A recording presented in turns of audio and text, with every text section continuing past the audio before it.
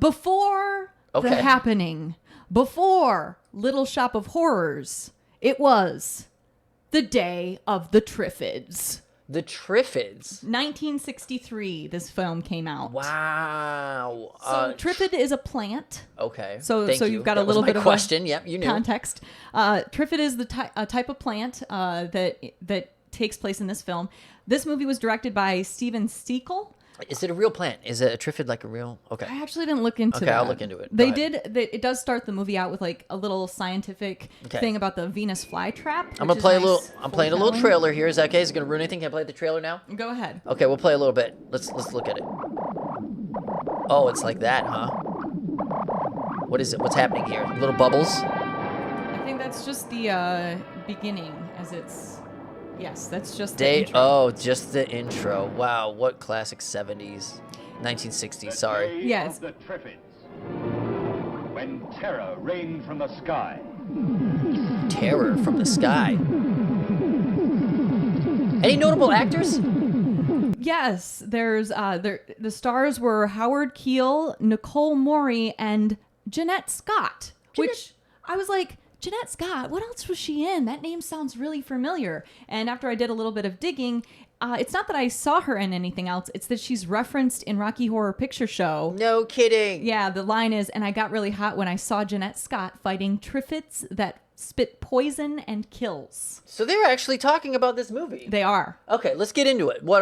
Tell us what it's about. Go into your full review. I'm gonna play some clips here. All right. So this movie is actually based off of a 1951 novel of the same name. Mm-hmm. The movie starts out with everyone calling the meteor shower of a lifetime. So it's beautiful. The sky is all lighting Very up. Little Shop of Horrors. Yes. Yes. Came from the sky. Okay. We meet our main character, Bill Mason, who's actually recovering from eye surgery. So he's all blindfolded up. The doctor tells him he can't remove his blindfolds until tomorrow. He's blindfolded. Yep. Okay. And so he cannot watch this once-in-a-lifetime event. It's like missing the eclipse. Exactly. So he goes to bed.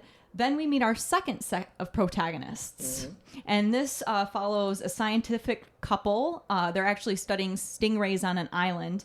And the husband, it's very obvious that he is a drunk. Like, immediately he's asking for the alcohol. He's very angry. And he says he's tired of the island. He wants to leave. Did alcoholics exist in the 1960s? Oh, yes. Did they know of alcoholism? Well, okay. At the very least, they portrayed this character as, it's part of life. And so he's very cranky, and she asks him, do you want to watch the meteor shower? And he's like, no, and cranky, and I want to go to bed. And so they go to bed. Mm-hmm. Now, is this the guy? Who's this guy? That is actually Bill Mason. Our I would call him our main protagonist, and I would call the scientists our secondary protagonists. Okay. So I'm looking at this guy with the marine hat or something like that. Yes, that's Bill. Yep, okay. That's Bill Mason. He's actually a first mate on a ship. And so he was recovering from this eye surgery. So the next morning, Bill Mason actually wakes up. Yeah. And he can't find anybody. And when he finally runs into people, he realizes that the entire world has gone blind. Everybody that watched the meteor shower can no longer see. And you can actually see in this scene, people are kind of like wandering around, touching everything because they can't see anything. Reverse Bird Box or whatever. Yes, yeah, right? basically. Okay, go ahead. And then meanwhile, let me first say, because he's the only sighted person that a lot of these people can find, people are quickly like flocking to him. They find out that he can see, and he starts getting pulled in these all these directions. But because he's a first mate, he quickly like asserts himself as the protagonist and like departs or whatever. So meanwhile, the scientists, the next morning, they're waiting for a ship so they can leave the island, and the ship never arrives. So they turn on the radio and they hear a radio report about the worldwide blindness and a warning that plants seem to be killing people and moving about. It's not that the plants are just poisoning people. It's that they're also like unrooting themselves and moving. Oh my gosh. So basically, this film contains two movies, one with a set of characters that are learning kind of how to navigate this world where everybody's blind, and then the second set is stuck on the island trying to figure out how to defeat the Triffids. How fast do they move? Well, you never see them move. Well, you do see them move, actually, but the continuity of this film is kind of screwy, which is my first negative. The plants move slower or faster at certain points. You can kind of see the plants attacking this scene right here. Right. So they do move relatively fast, but if you're, speed walking, you can get away from them. Okay. Yeah, I like that. So, but they also like shoot poison gas out and have like stingers and stuff. So you have to be like really careful when you're battling these Triffids, these plants. So the other problem with this movie is, with the continuity specifically, is it's called The Day of the Triffids. And it seems very much like it's in one day, like the characters don't change. I mean, it's like 2 days, maybe 3 days at a max. And at one point, Mason says, "The past few days, I've seen some horrible things." And it's like, wait, dude, like you woke up this morning blindfolded. Like a few days haven't passed. What are you talking about? It feels like for a while, Bill Mason isn't even aware that the plants are coming to life and killing people. But then all of a sudden, get him! They're trying to attack. Look, okay, I see him moving right now. Look at this. They swing their arms at him. Okay, Yeah. you got to fight him back a little bit. So those are the scientist couple right there. Okay, all right, cool. So the other thing that kind of drove me nuts about this movie was Jeanette Scott, right, who we see on screen. She was kind of a bit of a scream queen in this film. She's a laboratory... A screen queen? Scream queen. It's like screaming. Yeah, all she does is scream in this film. And I mean... Oh, wait. I think we got one right there. Yes. Okay, let me see. And look at how helpless she looks. Like, she's just letting him...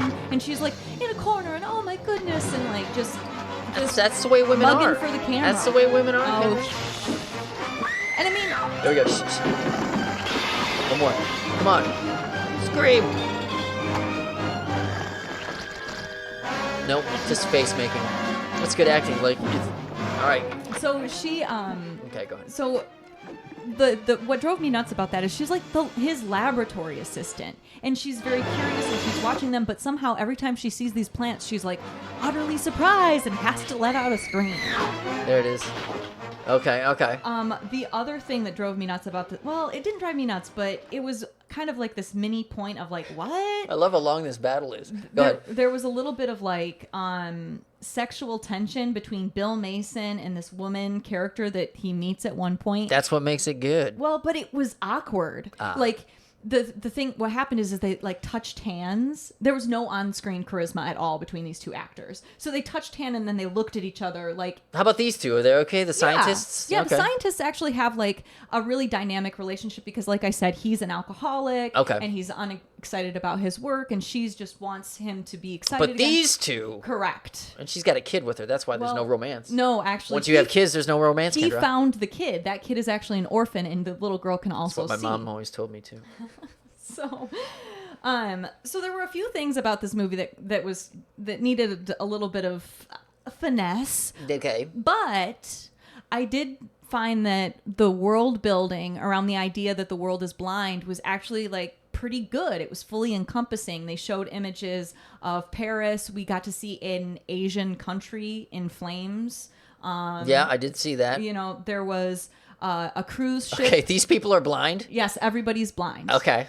All right. So, and then led around the house here. The most heartbreaking scene that we saw was the plane crash. Actually, this plane is stranded in the air because nobody can see, the pilots included, and they're running out of gas, and so that's a really heartbreaking moment. So the world building around it is really, I felt, strong.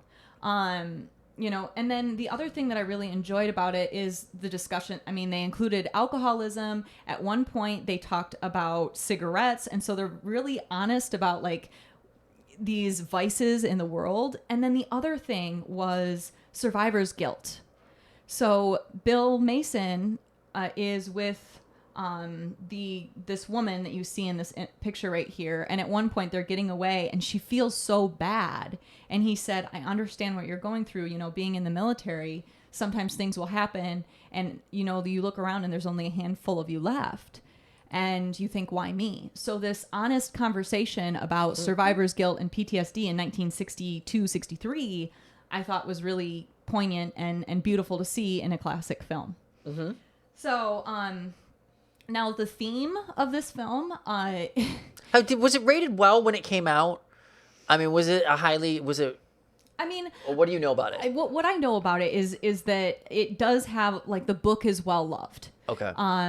People really enjoy the book, and it has there are comparisons to War of the Worlds to this book and the film. So I think it got relatively good reception. It does have a pretty high score on Rotten Tomatoes, but it only has 19 reviews. Yeah, So okay. it's But it probably was inflated. suggested to you, so obviously somebody really liked it. Yeah. Day of the Triffids. Okay. Now, this film does not really... Triffids. Yes, Triffids. Got it. This film doesn't really have any purposeful comedy, nor is it... I don't feel like it's trying to do some of the things that the other movies we've reviewed so far are cheeky, or it's just a straightforward story about the end of the world and plants taking over killer plants.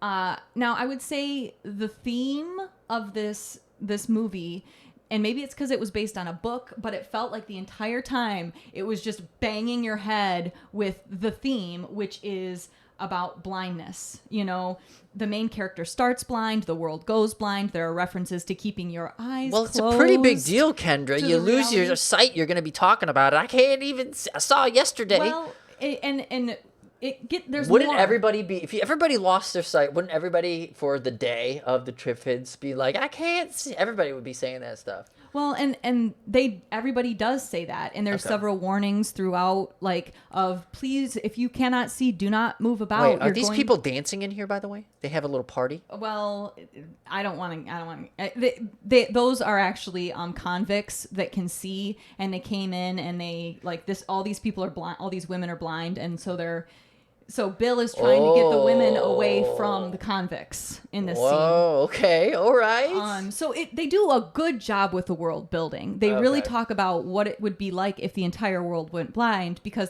as I was saying, they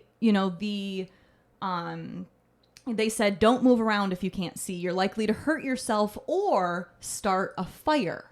So that, the scene of the entire city in flames makes sense, because all it takes is one person knocking over something when they can't see, and then that's the city. Yes. So continuing the theme of blindness, at one point they meet a woman who's been blind for many years, and so she's kind of overcome her blindness. Oh, yeah, that's the people you want to talk to. You know how to do this. Exactly. Teach me your ways. And then one of the last lines in the film is, you searched for answers and it's right in front of you. So if any line in the film really kind of capsulized what the theme of this film is, it's answers being right in front of you and you can't see it. Because spoiler alert. Okay, spoiler alert. So if you want to watch this, it's this available. This is going to be a 5-second spoiler. It's available on YouTube. Give him a minute. But anyway, go ahead. Spoiler done. Go. You search for the answers. It's right in front of your, because it's salt water in the ocean that melts the plants. So the scientists were trying to figure out how to destroy the plants. He had all of these things, and he's trying all stabbing of these them and injecting them. Yeah, with all these chemicals and stuff, because they're scientists and they have these things in their lab. But it was salt water, the thing that covers. Careful now, you're getting outside your 5-second range here. Well, you said give them a minute. Okay, cool. So they should listen to me. You're right. Thank you. So it's the substance that encapsulates 2/3 of the earth is the substance that kills these plants. So there it is. You searched for the answers, and it's right there in front of you. Well, there it is, the day of the Triffids. Let me get this out of the way. I think it's time to do our natural business of ranking this. We have a way to do this, right? We do. Okay. Our ranking Hold on. I got to get it ready. Thank you. Our ranking is based upon Starship Troopers. So if you get 5 Starship Troopers, that's the highest score you can get. And Starship Troopers was chosen because it is an excellent movie. And if you get 5, then it's great. Okay, sorry about that. Okay, so on a scale of 1 to 5, Starship Troopers, Kendra. Do we have 1 Starship Trooper? Oh, yes. We have 1 Starship Trooper. Absolutely. Oh, wow. Okay. 1 star. There he is in all his glory. Kendra, do we have 2 Starship Troopers? We do have 2 Starship Troopers. There it is, the redhead. She's up there now. We got to get their names. I said this last week. Okay. Kendra, do we have 3 Starship Troopers? Yes. Day of the Triffids receives 3 Starship Troopers out of 5. That is my score. 3. Just because I really felt like the theme pulled it together and some of the honesty pulled it together, even though, the plants looked like like Gus from the National Asparagus Festival. Wow. Oh, dang. Nice. Woo. What a reference.